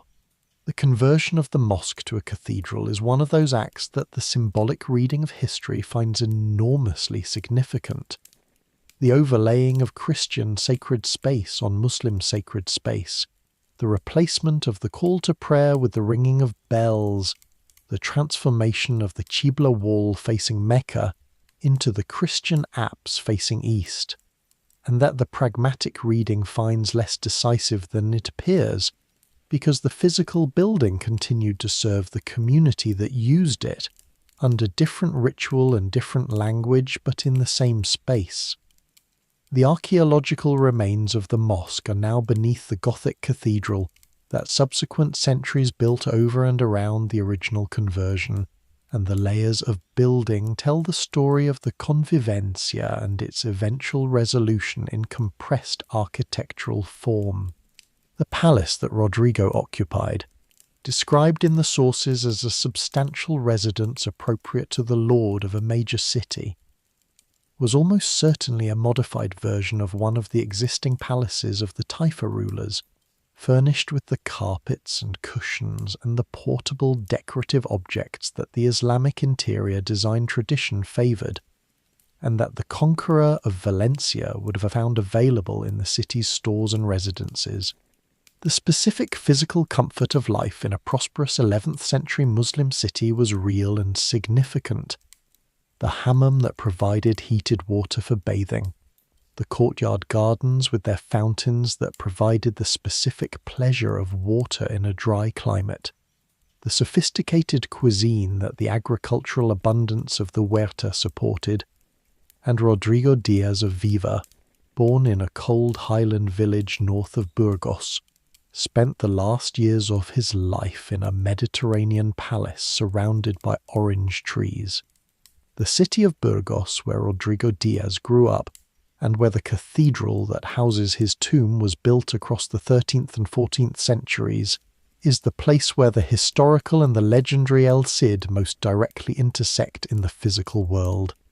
The cathedral, one of the great Gothic cathedrals of medieval Europe, its distinctive spires a landmark of the Castilian meseta, contains in its nave the tomb that has held his remains since 1919, when they were transferred there from the monastery of San Pedro de Cardeña. Jimena's remains are beside his. The tomb is simple, a flat stone in the floor of the cathedral, marked with their names and dates, visited by tourists and pilgrims with an interest in Spanish history that has not significantly declined across the 9 centuries since his death. Outside the cathedral, a bronze equestrian statue of El Cid, Rodrigo mounted on Babieca, sword raised, the posture of a commander surveying a battlefield, commands a plaza near the medieval city walls. It is the image of the legend, the knight on horseback who became the symbol of everything the legend required him to represent. Inside the cathedral, the tomb on the floor is the image of the history, the specific, human size to a man rather than to a symbol. Both are there, both are true, in the different ways that legends are true and histories are true, and the distance between them is the distance between what the 11th century actually was and what subsequent centuries have needed it to have been. The final years of Rodrigo Díaz's life in Valencia were, by the available evidence, as fully lived as any years he had known. He was governing a city, managing a court, maintaining a military force capable of defending the territory against the most formidable army in the Mediterranean world, and doing all of this in a place that was, by the standards of 11th century Europe, one of the most beautiful and most prosperous cities in the Western world. The gardens of Valencia, the huerta, the irrigated market garden landscape that surrounded the city and that sustained its population, were a creation of the Arab agricultural engineering that had transformed the dry eastern coast of Iberia into one of the most productive agricultural regions in the Mediterranean. The oranges and figs and pomegranates that grew in the irrigated gardens around the city, the silk industry that the Moorish craftsmen of Valencia had developed over centuries, the commercial connections to the Mediterranean trade that the city's port maintained,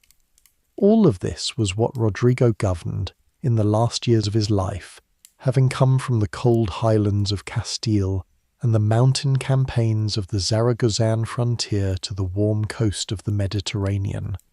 There is something in that trajectory, from the Castilian meseta to the irrigated gardens of Valencia, from the household of a Castilian prince to the independent lordship of a Muslim city, that captures the essential quality of the life. It was a life of movement, of crossing the lines that the world drew, of finding in the complexity of a fractured political landscape the specific opportunities that a man of his abilities could exploit, and the specific relationships with Muslim rulers, with Christian kings, with the soldiers of both faiths who followed him, that a man of his particular intelligence could sustain. It was a life that the medieval world he inhabited made possible, and that no subsequent period of Iberian history would have allowed, because the world that produced El Cid was a world whose specific combination of political fragmentation and cultural richness was already disappearing in his own lifetime. He was, in the end, larger than the legend and more interesting than the myth,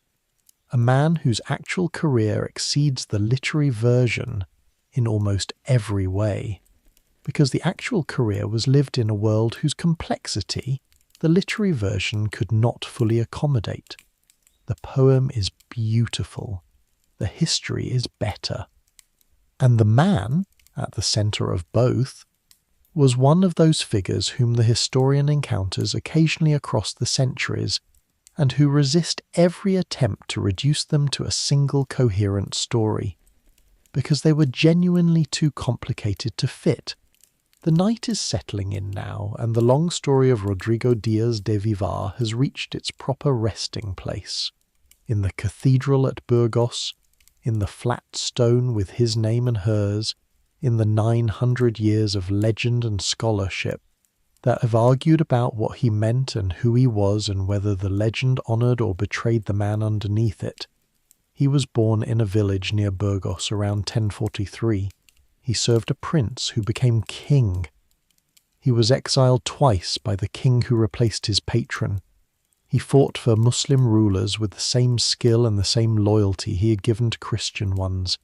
He conquered and governed a great city on the Mediterranean coast with a practical intelligence and a genuine complexity that the legend has consistently underestimated.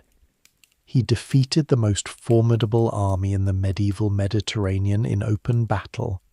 He died in his own city, in his own bed, having never lost.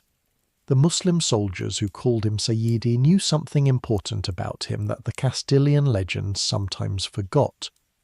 that the quality they were honouring was not specific to either side of the religious divide, but was something more fundamental. The specific combination of courage and intelligence and will that the medieval military world recognised and honoured regardless of whose banner it served under. The Christian chroniclers who called him Campeador knew something the Arabic sources sometimes resisted,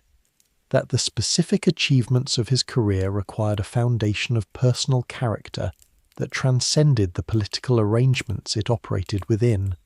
Both of them were right, and both of them were incomplete, and the complete man, born in Castile, exiled to the east, lord of Valencia, dead at 56, is still there in the historical record, waiting for the reader willing to set aside the legend long enough to find him. Let that settle around you now. The Meseta of Castile is dark tonight,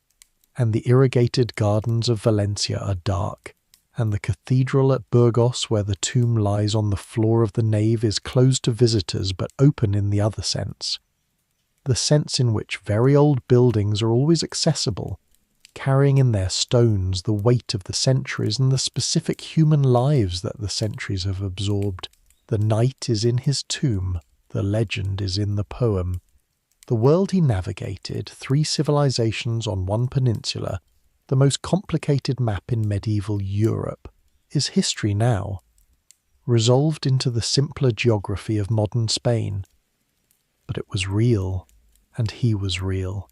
and the distance between the real and the legendary is not as large as it might seem from 9 centuries away. Rest easy,